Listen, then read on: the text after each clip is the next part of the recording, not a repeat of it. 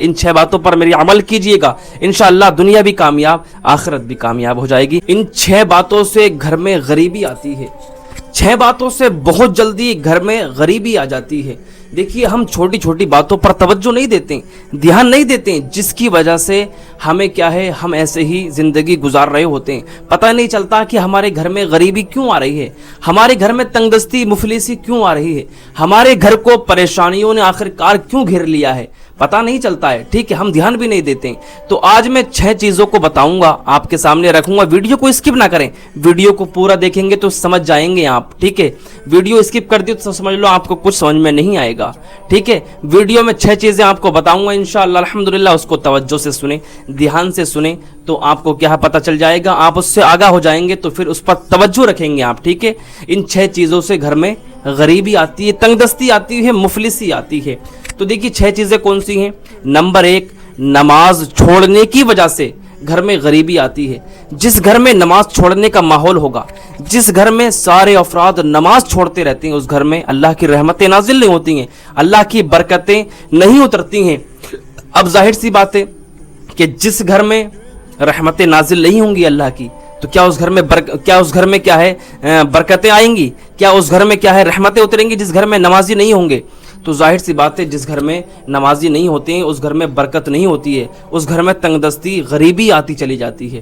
Number 2، ماں باپ کی نافرمانی۔ جو بیٹے اپنے ماں باپ کی نافرمانی کرتے ہیں، جو اولاد اپنے ماں باپ کی نافرمانی کرتی ہے، تو اس گھر میں بھی برکتیں نہیں آئیں گی، اس گھر میں بھی رحمتیں نہیں آئیں گی۔ جو اولاد اپنے ماں باپ کی عزت نہیں کرتی ہے، جو اولاد اپنے ماں باپ کو ستاتی ہے، اس گھر میں یہ امید لگائی جائے کہ برکتیں اتر رہی ہیں، اس گھر میں یہ امید لگائی جائے کہ برکتیں نازل ہو رہی ہیں، نہیں، بلکہ برکتیں اسی گھر میں نازل ہوں گی جس گھر میں ماں باپ کی خدمت کی جائے گی، جس گھر میں والدین کی عزت کی جائے گی، جس گھر میں ماں باپ کی قدر کی جائے گی، اس گھر میں برکتیں بھی ہوتی ہیں، رحمتیں نازل ہوتی ہیں، اور اللہ تبارک و تعالیٰ کا فضل و کرم ہوتا ہے اس گھر پر، ٹھیک ہے۔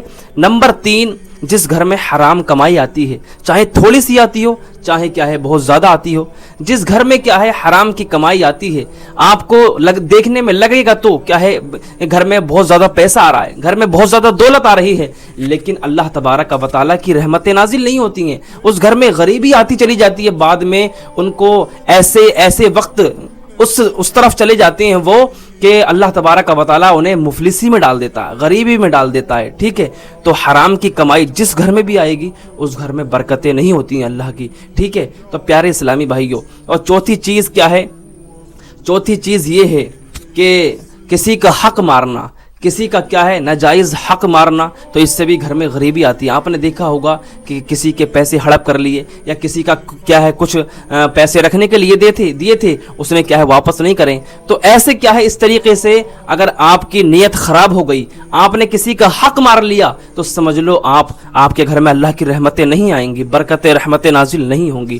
اور نمبر 5، فضول خرچی کرنے والا، یعنی کہ جو شخص فضول خرچی کرتا ہے، یعنی کہ جو ضروریات ہیں، جس کی جتنی ضرورت ہے اس سے زیادہ پیسہ خرچ کرنا، ایک سے ایک کیا ہے گاڑیاں خریدنا یا کاریں خریدنا، تو کیا ہے ضرورت جتنے سے پوری ہو رہی ہے اس سے زیادہ اور خرچ کرنا، یہ فضول خرچی میں آتا ہے، ٹھیک ہے۔ فضول خرچی کرنے والا بھی ایک نہ ایک دن غریبی میں چلا جاتا ہے، تنگ دستی میں چلا جاتا ہے۔ تو فضول خرچی نہیں کرنی چاہیے، اللہ نے مال دیا ہے، دولت دی ہے، شکر ادا کریں، غریبوں میں تقسیم کریں، غریبوں میں بانٹیں، ٹھیک ہے۔ اس پیسے کا اچھا استعمال کریں، اس پیسے کو اچھی جگہ لگائیں، انشاءاللہ الحمدللہ آپ کی دنیا بھی سنور جائے گی، آخرت بھی سنور جائے گی۔ اور نمبر 6، شکر ادا نہ کرنا، یعنی کہ اللہ نے مال دیا ہے، اللہ نے دولت دی ہے، اللہ نے آپ کو پیسے سے نوازا ہے، تو اس پیسے پر اللہ کا شکر ادا کیجیے گا، الحمدللہ کیجیے گا کہ اللہ تیرا لاکھ لاکھ شکر ہے، اللہ تیرا لاکھ لاکھ احسان عظیم ہے کہ تو نے مجھے دولت سے نوازا ہے۔ آپ شکر ادا کریں گے تو انشاءاللہ اللہ پاک نعمتوں میں اضافہ کر دے گا، اللہ پاک ضرور کیا ہے آپ کی کمائی میں برکتیں عطا فرمائے گا، آپ کے گھر میں بھی برکتیں عطا فرمائے گا، ٹھیک ہے۔ اگر آپ شکر ادا نہیں کریں گے تو اللہ تبارک و تعالیٰ فرماتا ہے لئن شکرتم لازیدنکم ولئن کفرتم ان عذابی لشدید، اگر تم میرا شکر ادا کرو گے تو میں نعمتیں بڑھا दूंगा। अगर तुम मेरी नाशुक्री करोगे, शुक्र अदा नहीं करोगे तो मेरा अजाब बहुत सख्त है।